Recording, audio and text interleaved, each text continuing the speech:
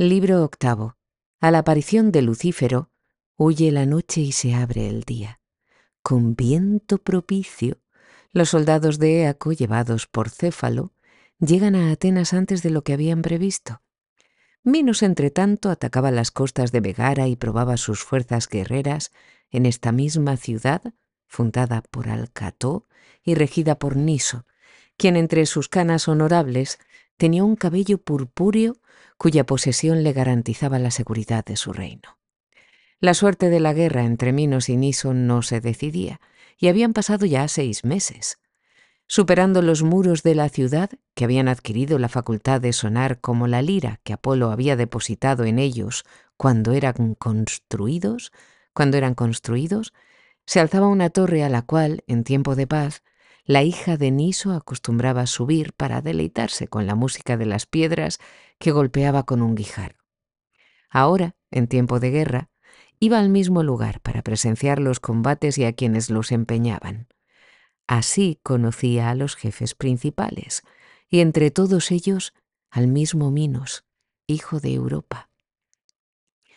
A su juicio, Minos era hermoso cubierto del yelmo. Tomar el escudo le sentaba bien, era digno de alabanza al arrojar a lo lejos los dardos, y si tendía el arco, le parecía semejante a Febo. Pero cuando se quitaba el casco y vestido de púrpura, cabalgaba en su caballo blanco. Pero cuando se quitaba el casco y vestido de púrpura cabalgaba en su caballo blanco, la virgen hija de Niso era apenas capaz de conservar la razón y consideraba felices las armas y los frenos por él tocados. Apasionada deseaba ir al campamento cretense, o abrir a Niso las puertas de la ciudad, o hacer cualquier cosa que él quisiera. Sentada y contemplando la tienda blanca del rey de Creta, hablaba consigo misma. De este modo, se confesaba no saber si le alegraba o le dolía que hubiera guerra. Y si por una parte le dolía que Minos le fuera enemigo a causa de la guerra, por otra sabía que sin la guerra no hubiera llegado a conocerlo. Entonces pensaba entregársele como prenda de paz y anhelaba poder volar a fin de llegar a sus campamentos y hacérsele reconocer en su amor y preguntarle qué dote pediría para aceptarla. Lo único que no le daría sería su ciudad, pues ella habría de renunciar a su amor antes de traicionar a su padre. Y en este punto reflexionaba que el vencimiento de su ciudad podría obtener la clemencia de Minos, quien además guerrea por la justa causa que le da la muerte de su hijo, y será al fin vencedor. Si así ha de ser, ¿por qué le ha de entregar la ciudad el triunfo guerrero y no el amor de ella? Así no se gastará más tiempo ni más sangre, y Minos no estará expuesto ya a que alguien, sin saberlo, lo hiera. Complacida por su pensamiento, decide dar término a la guerra, entregándose a Minos y aportando su patria como dote. Pero sabe que a sus proyectos se opone la existencia de su padre, y que para realizar su amor habrá de consumar un hecho solamente: quitarle a aquel el cabello purpúreo que tiene. Llega la noche y la oscuridad le aumenta la osadía. Mientras duermen todos, entra ella en la cámara de Niso y lo despoja del cabello en que los hados habían depositado la suerte de la ciudad. Cruza después las puertas de ésta y por entre los enemigos llega hasta Minos, a quien se da a conocer y le pide que la tome a cambio del cabello que le entrega, como prenda de amor, y que significa la vida de su padre mismo. Minos rehúsa el ofrecimiento y no solo se niega a admitirla en Creta, sino que pide que no la reciban en parte alguna la tierra y el mar. Luego de haber tratado justamente a los vencidos, se hace a las olas en sus naves. Cuando Escila vio que se iban éstas y que Minos no le daba lo que ella pidió por su traición, le reprochó encolerizada que la abandonara, después de haber triunfado gracias a ella y sabiendo que lo amaba. Dejada por él, no tiene a quién volverse, pues la rechazan su padre y sus conciudadanos y sus vecinos. Ella se cerró todas las posibilidades, excepto la de ir a Creta, que ahora Minos le cierra también, demostrando con la crueldad de este hecho que no es hijo de Europa, sino de la Sirte y las tigres Armenias y Caribdis. Minos, al abandonarla, prueba que no es hijo de Júpiter en figura de toro, sino de un toro verdadero, cierto. Escila es digna de ser muerta por la traición cometida. Pero debería matarla alguno de los que ella ofendió. ¿Por qué la mata el que se benefició con su mala acción? La índole que Minos manifiesta así lo señala como digno de la esposa que adulteró con un toro y concibió al Minotauro. Pero si ni siquiera estas palabras lo conmueven, se justifica que Pasífae haya preferido el contacto del toro menos feroz que su esposo. Por fin, Minos no podrá consumar ese abandono, porque Escila lo seguirá a todas partes abrazada a su nave. En terminando de hablar, se arroja al agua y alcanza nadando el navío cretense, al cual se sujeta. Su padre, que en tanto había sido metamorfoseado en Alieto, vuela hacia ella para herirla a picotazos. Escila, temerosa, se suelta de su asidero, pero no llega a caer al agua. En esos momentos es cambiada en Ciris, ave cuyo nombre recuerda el hecho de que cortó a su padre el cabello. Cuando Minos desembarcó en Creta, ofreció a Júpiter una hecatombe y adornó el palacio con los despojos de Megara. Para ese tiempo, el fruto del adulterio de Pasífae había crecido, y con su doble forma mostraba el delito materno. Para apartar de sí esta vergüenza, Minos decide encerrarlo en un edificio complicado y múltiple. Dédalo, artífice de gran fama, construye ese edificio y lo hace lleno de revueltas y difícil, con muchos caminos. A la manera del meandro de Frigia, que fluye y refluye y mira su propia corriente ir a su encuentro, y bien se vuelve al mar, bien a las fuentes de donde nace, hace Dédalo el laberinto, tan lleno de innumerables engaños, que él mismo estuvo a punto de no poder llegar a la puerta de salida. En él fue encerrado el Minotauro, y era alimentado con jóvenes atenienses, que por sorteo se le entregaban cada 9 años. Entre los que fueron designados por tercer sorteo iba Teseo, quien lo mató y pudo encontrar el camino de regreso siguiendo el hilo que le había dado Ariadna, la hija de Minos. Huyó luego con esta hacia Día, en cuyas costas la abandonó. Mientras ella se lamentaba de tal cosa, Baco le llevó su amor y su auxilio para hacerla brillante y eterna. No, para hacerla brillante y eterna, envió hacia el cielo la corona que le quitó de la frente. Las gemas de la corona se convirtieron en estrellas y quedaron fijas entre las constelaciones de Hércules y Ofiuco. En tanto Dédalo, encerrado por el mar, aborrece a Creta y su destierro y siente nostalgia de su patria. Habla entonces para sí mismo y se dice que si bien es cierto que Minos le puede impedir el camino por tierra o por mar, no se lo puede cerrar por el cielo, sobre el cual no tiene poder alguno. Con artes nuevas, pues, se pone a la tarea de renovar la naturaleza, colocando plumas en orden según sus tamaños, al modo de las cañas de la zampolla, las ata con hilo y las liga con cera, y luego las curva a modo de alas verdaderas. En tanto que lo hace, su hijo Ícaro juega junto a él sin saber que juega con sus propios riesgos. Toma las plumas movidas y ablanda la cera con sus manos y estorba el trabajo del artífice. Cuando la obra estuvo concluida, su mismo autor la adapta a su cuerpo y se suspende volando en el aire. Después instruye a Ícaro en el uso de las alas y los caminos del vuelo. Debía él ir a media altura, pues si bajaba en demasía, las alas se harían pesadas con el agua del mar, y si subía en exceso, el sol las quemaría. Además, habría de evitar dirigir los ojos a Bootes o a Hélice, o a Orión, a Bootes no, a Bootes, o a Hélice o a Orión, y debería no ver sino a él que lo guiara.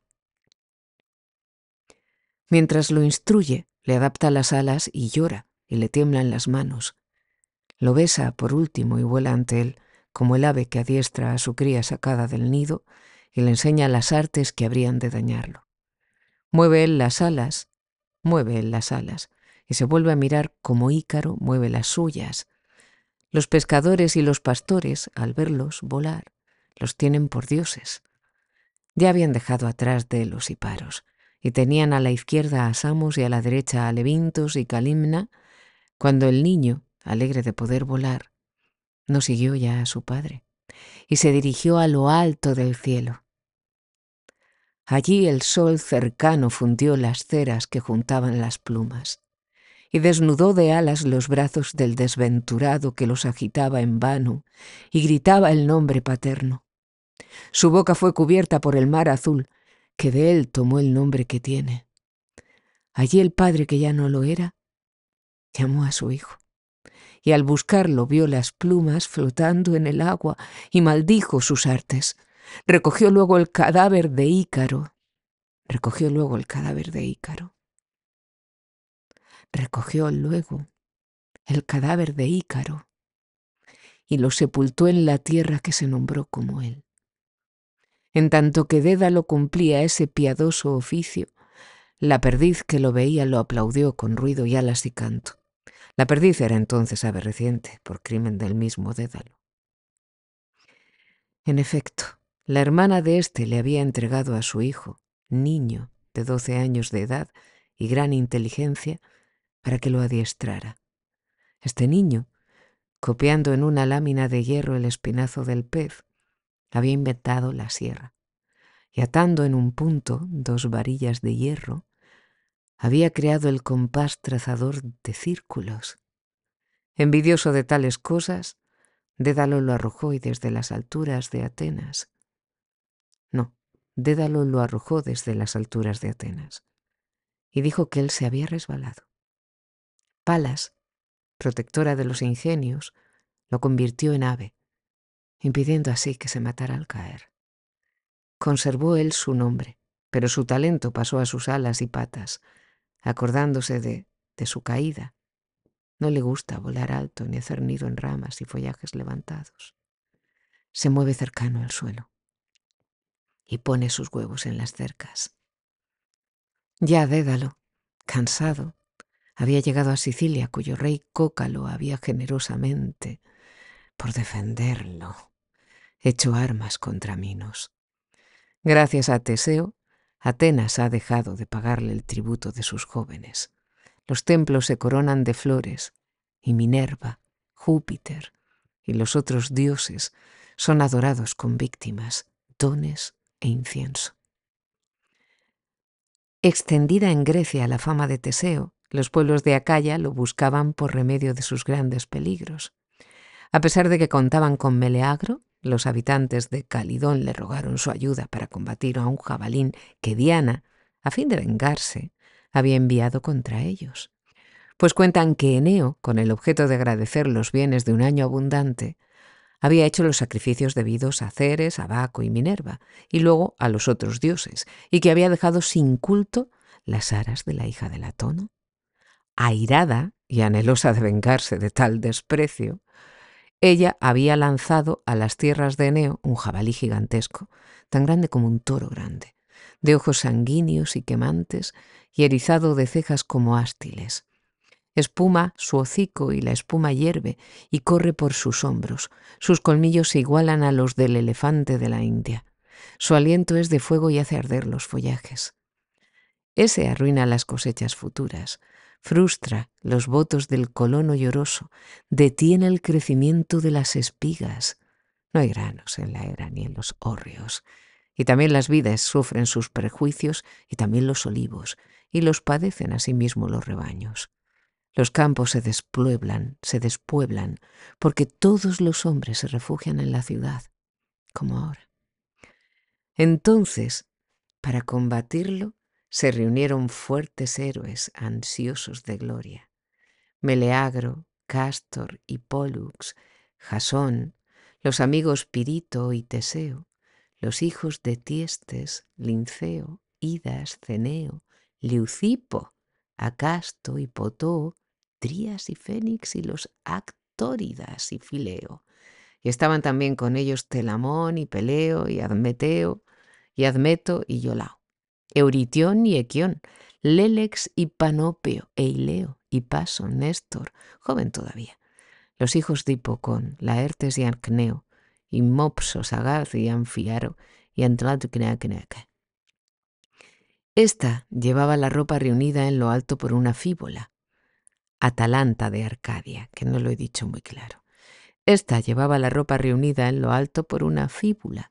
Su peinado era sencillo. De su hombro izquierdo colgaba una aljaba de marfil y tenía el arco en la mano izquierda. Su rostro era una mezcla de rasgos virginales e infantiles. Meleagro la vio y deseó a la vez, la vio y la deseó a la vez, y ya enamorado, pensó que el hombre que ella aceptara podría ser llamado feliz. Urgido allí por el deber, se aplicó a la caza. Llegan los hombres a la selva copiosa y jamás talada y tienden sus redes. Unos, otros desatan los perros, otros más siguen las huellas del jabalí, ansiando encontrar sus propios peligros. Había un valle en cuyo fondo se congregaban las aguas pluviales bajadas de los montes en un lugar rodeado de hierbas palustres. De allí he sacado el jabalí que se lanza al punto contra sus enemigos, violento como el rayo. Son derribados los árboles, gritan los hombres agitando sus armas. La fiera resiste a los perros y los dispersa a golpes de hocico. Equión arrojó la primera lanza, que erró el golpe. La segunda fue la de Jasón, y enviada con fuerza excesiva, fue más allá de su objeto. El hijo de Ampico, habiendo pedido a Febo que le otorgara alcanzar al jabalí con su dardo, y habiendo sido oído por él, lo lanzó. El arma tocó al jabalí sin herirlo, pues Diana le había quitado la punta. Enfurecida por el golpe, la bestia ardiente atacó como piedra lanzada por la catapulta y derribó en su ataque a Hipalmo y Pelagón, que guardaban en el extremo derecho de la fila de los cazadores. También fue muerto Enésimo, cuando se preparaba a huir, y cayó con la corva deshecha. Y si no hubiera sido porque apoyándose en su lanza saltó a las ramas de un árbol, muriera Néstor antes de la guerra de Troya. El perseguidor, tras afilarse los dientes en un tronco dejándolos como nuevos, atravesó el muslo del hijo de Eurito. Cástor y Pólux, todavía no vueltos en constelación, iban a caballo sacudiendo sus armas. Habrían herido al jabalí si éste no hubiera entrado en selvas inaccesibles a las cabalgaduras. Lo acosa Telamón, que cae tropezado por una raíz y es alzado de allí por Peleo. En tanto, la Tegea disparó contra la fiera una flecha que se le clavó bajo la oreja y la hizo sangrar levemente. Aunque aquella se alegró de su golpe, no se alegró tanto como Meleagro. Este, que fue el primero en ver la sangre, le mostró a los compañeros y ofreció a Atalanta el premio de su valor. Avergonzados, los hombres se incitan entre sí y arrojan tantas armas que su mismo número las torna inútiles. Anceo, entonces, gloriándose por considerar que sus armas excedían en mucho a las de la mujer y de que destruiría al jabalí, aun en contra de la voluntad de Diana, levantó el hacha irguiéndose para descargar un golpe. Mientras lo hacía, el animal le hundió los colmillos en lo alto de las ingles y le sacó las entrañas sangrantes. Al ir Pirito con sus venablos contra el enemigo, recibió las palabras de Teseo que le advertían de no acercársele demasiado. El arma lanzada por Teseo, enseguida fue a dar en una rama. Jasón, a su vez, disparó un jáculo que por error atravesó los flancos del inocente Celadonte y luego se fijó en la tierra. Allí Meleagro envía 2 lanzas, la segunda de las cuales acierta a clavarse en el lomo del jabalí, mientras se revuelve y tiñe su hocico con espuma cruentada. Se le acerca el héroe y lo remata, hundiéndole entre los hombros sus armas refulgentes. Todos se alegran y lo congratulan y tratan de darle la mano.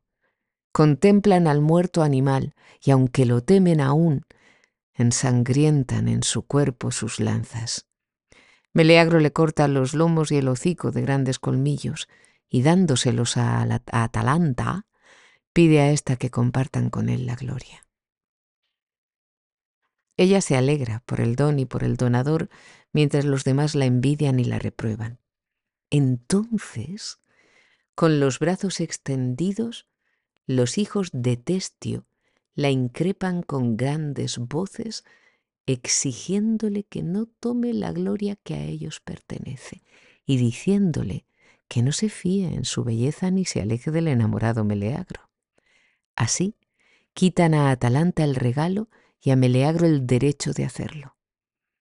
Este no lo toleró y, rechinando de ira los dientes, les probó la distancia que hay entre los hechos y las amenazas, pues hirió en el pecho a Pléxipo, y en tanto que Toxeo era dudoso entre el deseo de la venganza y el temor de la muerte, lo hirió también con el arma que había calentado la sangre de su hermano.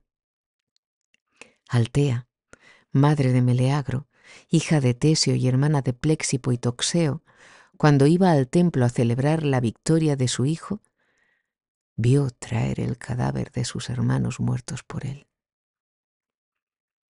Vio traer el cadáver de sus hermanos muertos por él. Al principio cedió al dolor, pero cuando supo quién era el autor de aquellas muertes, solo pensó en castigarlo. Mientras Altea daba a luz a Meleagro, las parcas, refiriéndose a un leño que ardía en un fuego próximo, dijeron que la duración de ese leño sería la misma que la de la vida del recién nacido. Cuando las diosas se fueron, la madre sacó del fuego el leño aquel y luego de apagarlo, lo guardó escondido para preservar la vida de su hijo. Ahora lo saca de su escondite y, habiendo encendido una lumbre, decide quemarlo en ella. 4 veces intenta ponerlo en las llamas. Las 4 se detiene. El amor de la madre y el de la hermana combaten en su ánimo. Ora palidece al pensar en el crimen que va a cometer. A menudo la ira la hace enrojecer. Y ya su rostro revela cólera, ya muestra piedad. Y el llanto se le renueva sin término, como la nave que cede a las fuerzas contrarias de la marea y el viento.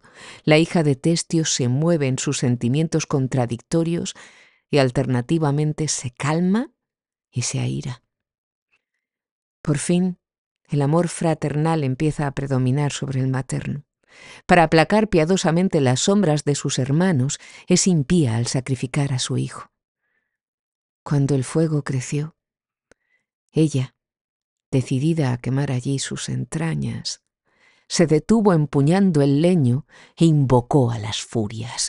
Vengadora y autora de un crimen, hará que su hijo expíe con la muerte de sus hermanos y agregará un delito a otro y un funeral nuevo a los ya existentes, hasta hacer perecer su casa entera. Pues no es justo que Eneo goce de su hijo, mientras Testio ha perdido a los suyos. Será mejor que ambos lloren. Habla luego a las almas de sus hermanos, pidiéndoles que midan la grandeza del sacrificio que les hace al ofrecerle la vida de su hijo. Y allí siente que le faltan las fuerzas para consumarlo y que, aunque sabe que él lo merece, no quiere matar a Meleagro. Pero reflexiona de continuo que no es admisible que disfrute de la victoria, la vida y el reino de Calidón cuando sus hermanos son solo sombra y cenizas. Y se dice que no lo soportará. Su hijo habrá de morir, y con él las esperanzas de Eneo y la existencia del reino y la patria. Y se pregunta dónde están sus afanes,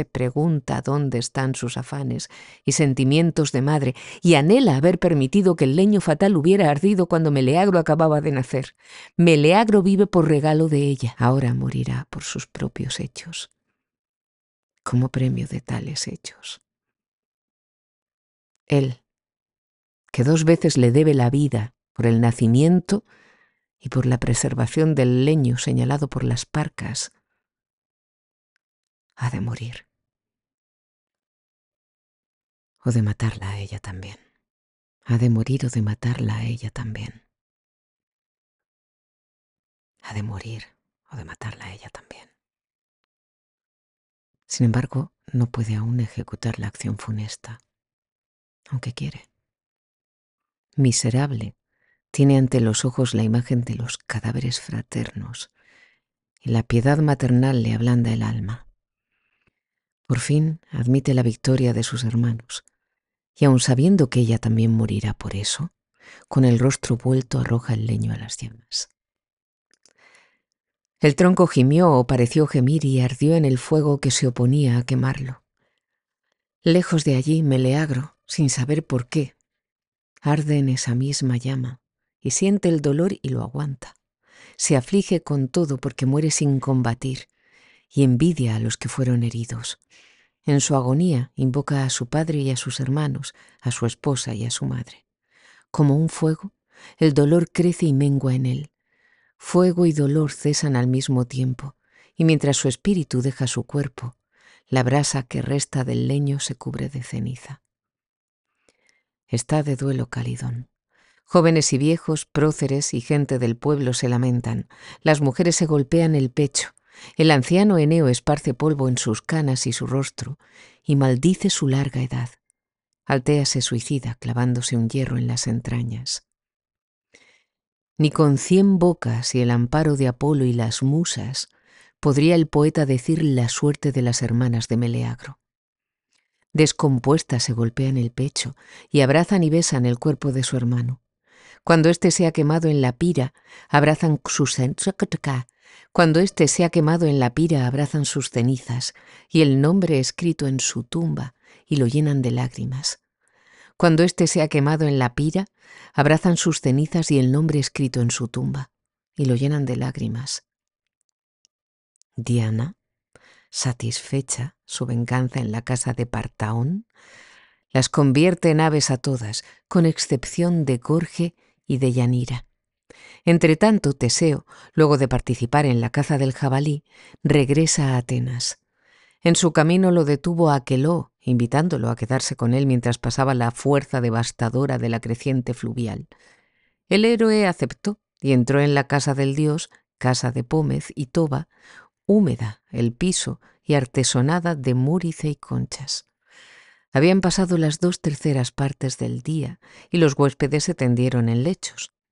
Por una parte, Piritoo, por otra, Teseo, aparte, Lélex y los otros, a quien, alegre por la fama de Teseo, Aqueloo recibía. Descalzas, las ninfas sirvieron los manjares y el vino.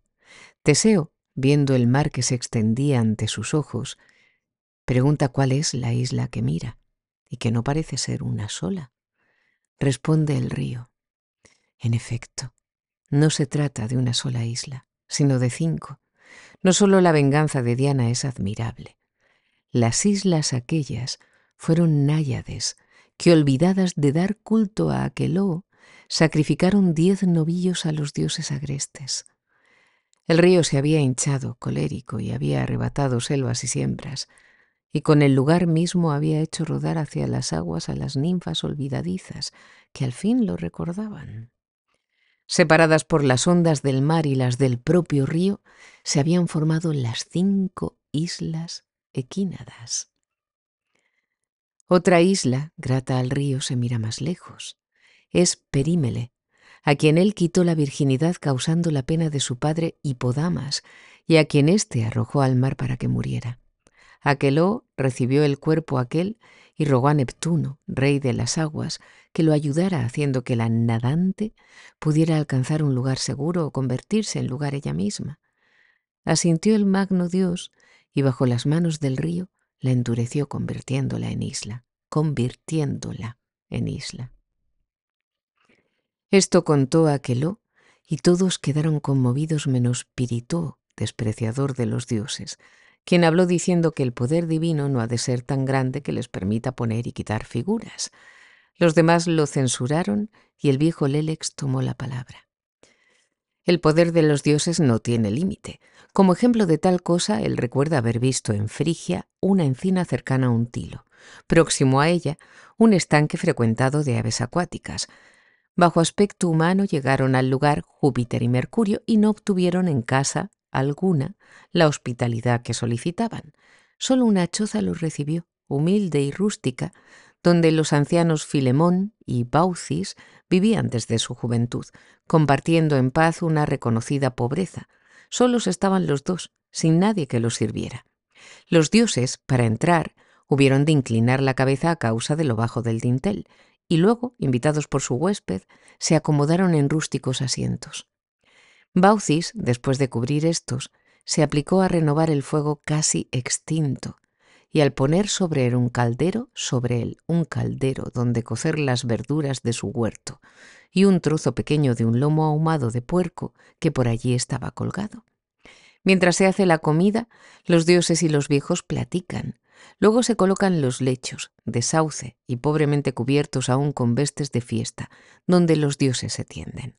La mesa cojeaba y hubo que nivelarla con un tiesto y limpiarla luego con menta, antes de servir en ella aceitunas, cornejos en salmuera, endivias y rábanos, queso y huevos.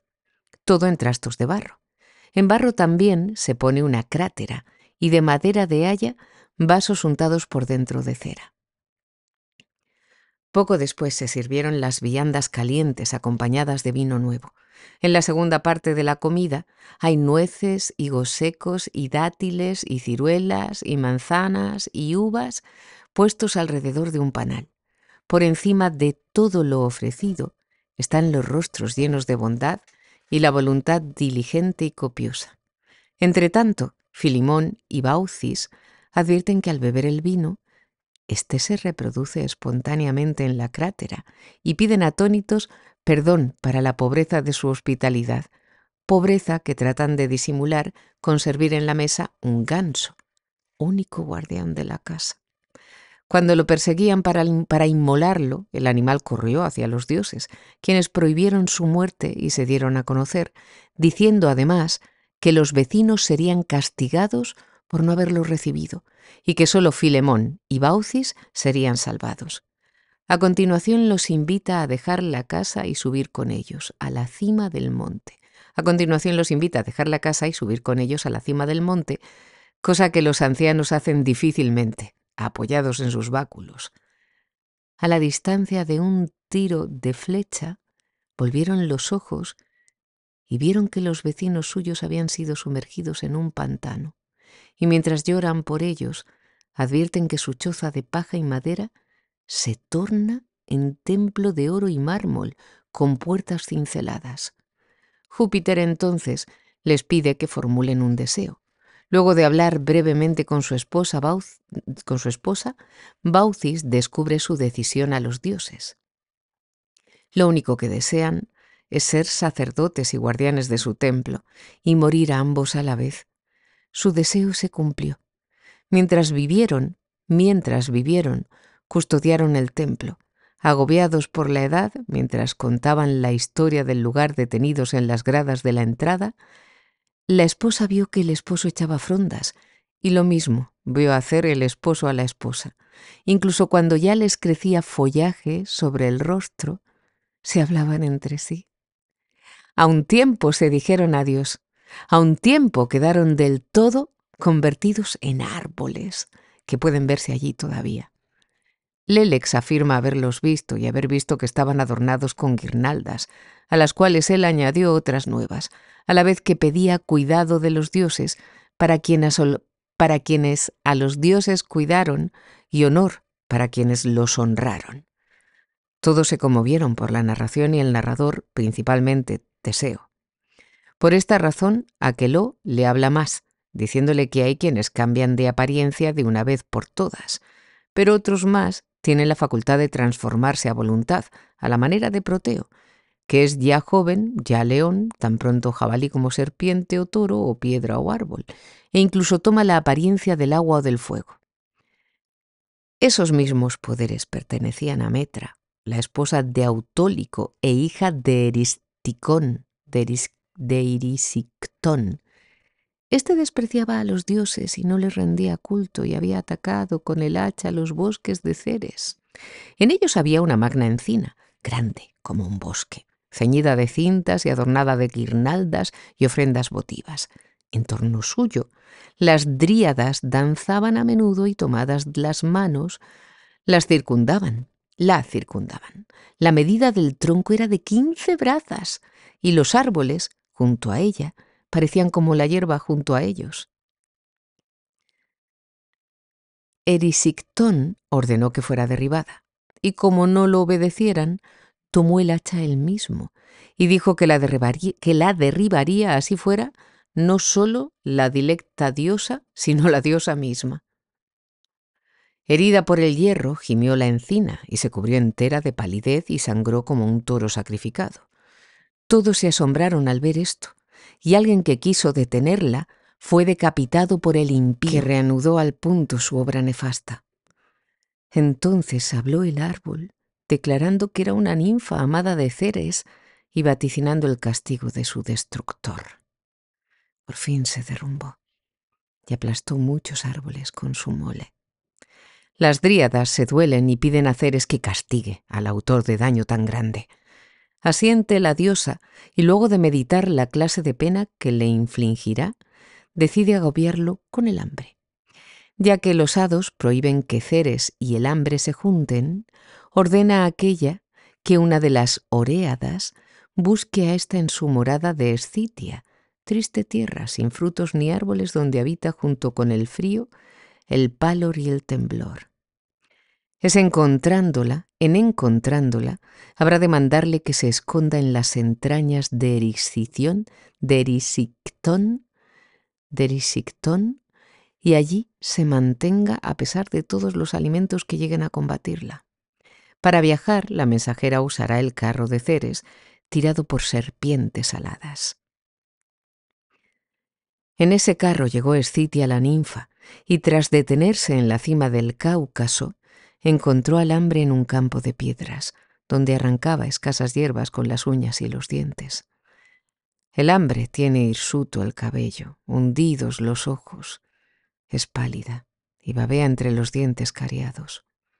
Su piel es dura y permite ver las entrañas y los huesos. Sin vientre su pecho parece colgar del espinazo. La delgadez aumenta sus articulaciones, sus rodillas y sus talones sobresalen sin mesura. Después de darle de lejos el mensaje de Ceres, la oréada, que comenzaba a sentir necesidad de comer, regresó a Emonia arrastrada por sus dragones. Aunque enemiga de la obra de Ceres, el hambre obedece sus mandatos. Penetra en la casa del sacrílego y mientras duerme lo abraza y le infunde en las venas soplándole el pecho y la boca. Cumplido el encargo, regresa de la abundancia a su miseria. Dormido, Erisictón, hambriento, sueña que come y mueve la boca vacía, fatiga los dientes mastigando y luego traga inexistente comida. Solo aire devora. Pero cuando despierta se ensaña el hambre e impera en sus inmensas vísceras. Pide lo que se cría en el mar, en la tierra, en el aire, y ante las mesas donde se le sirve se queja del ayuno, y pide comida a la comida, y no le basta lo que satisfaría a ciudades y pueblos, y más ansía cuanto más traga. Como el mar o como el fuego insaciables, como el mar o como el fuego insaciable reciben ríos y combustibles, así el vientre de Erisictón, ¿lo diré bien? De Erisictón, así el vientre de Erisictón recibe sin término y sin término pide. La comida le da hambre y comiendo su estómago queda más vacío. Después que devoró su hacienda toda y el hambre no dejó de asediarlo, pensó en vender a Metra, su hija, digna de un padre mejor, y la vendió en efecto. Ella recusa a su nuevo dueño y va al mar a rogar a Neptuno, quien había tomado su virginidad, que la libre de aquél.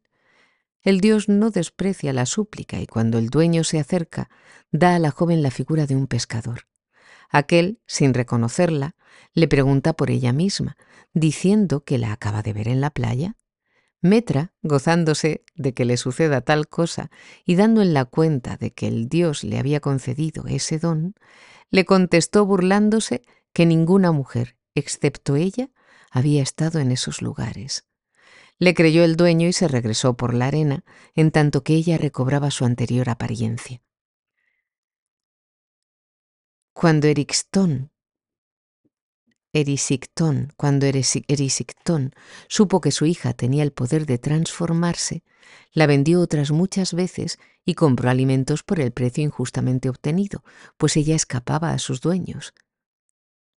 Volviéndose en yegua, en ave, en buey, en ciervo.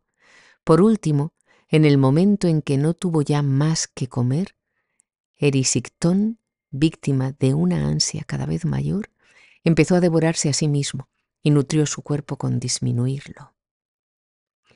Luego de decir esto, Aqueloo declara a sus huéspedes que también es suyo ese don de cambiar de figura. Ya tiene su propia apariencia.